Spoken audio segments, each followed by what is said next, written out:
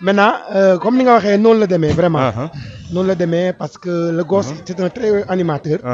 mais l'idéal boo leen gisee ni ñu taxawee rek nga xam ne équipe bu baax la. je peux dire que ils ont beaucoup de chance pour aller loin dans ce tournoi. mais football noonu la rek naxante la. comme ñoom gis nañ loolu.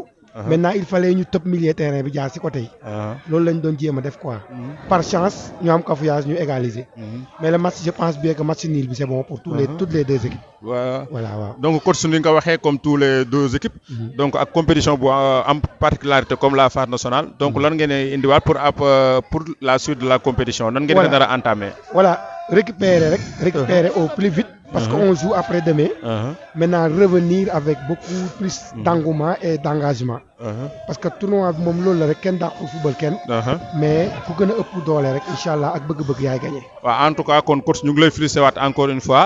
di la ñaanal une très bonne suite pour la compétition. merci beaucoup voilà merci beaucoup coach. voilà coach Diallo. voilà dañuy am aussi li nga xam ne mooy. réaction Diallo réaction voilà bu coach bu idéal bi aussi. voilà mu wax ñu noonu la gisee li nga xam ne mooy entame bi donc coach. oui ñu ngi lay féliciter waat bu baax di la encourager. merci mooy ni ma ko waxee.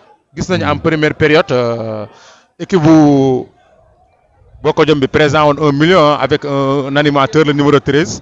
mu doon causer beaucoup de problèmes mais après gis nañ ne cercler nga ko encadré ko ba jotatul li nga xam ne mooy bal bi couper la relation entre le milieu et les défenseurs mais aussi gis nañ ngeen apporter beaucoup d'animation en première période def 12 tirs 11 tirs autant pour moi sax mais malheureusement benn bii rek ngeen ci dugal malheureusement pour yéen en deuxième période équipe bi revenir au score léegi lan mooy sa première réaction.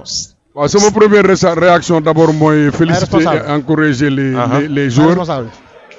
Parce que vous savez, il y a beaucoup de garçons qui sont avec nous, qui n'ont jamais brassé une compétition pareille. L'équipe est jeune.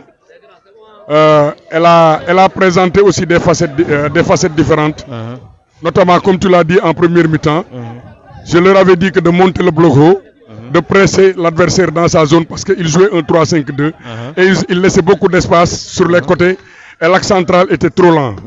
Bon, si vous voyez, on a beaucoup pressé. En première mi-temps, on a eu, comme tu l'as dit, 10 tirs.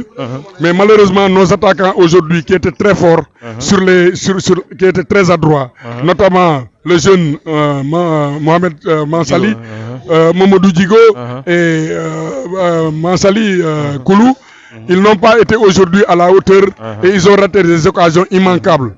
Mais somme toute, l'équipe a eu un comportement très bon en première mi-temps. Parce qu'après avoir marqué le but, je leur avais demandé de laisser l'espace et de laisser le temps et prendre l'espace. Si vous voyez, on a reculé en bloc médian et on a eu beaucoup de sorties de balles sur les côtés et on a pressé beaucoup pour récupérer les ballons et essayer de marquer.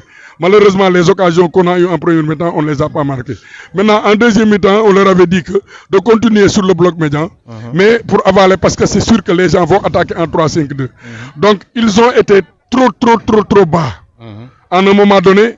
Alors qu'à un moment donné, il fallait qu'ils sortent de leur zone pour aller encore faire un pressing. On a mis des alternatives tactiques. Malheureusement, ils ne l'ont pas respecté. Mais si vous avez vu qu'on a opéré des changements qui ont amené beaucoup de fraîcheur, mais aussi le but on devait tuer le match à partir de l'occasion de Ndiaye Lo. Donc ce but-là, si on l'avait marqué aujourd'hui, on aurait pu marquer d'autres. Mais comme toute l'équipe s'est pas mal comportée, on va voir maintenant ce qui a marché et ce qui n'a pas marché en évaluation technique. Et on va essayer de nous rattraper très rapidement par rapport au prochain match qu'on va jouer. Voilà, donc coach, encore une fois, nous les féliciter, de la ñaanal une très bonne suite pour le reste de la compétition. Merci beaucoup. Merci.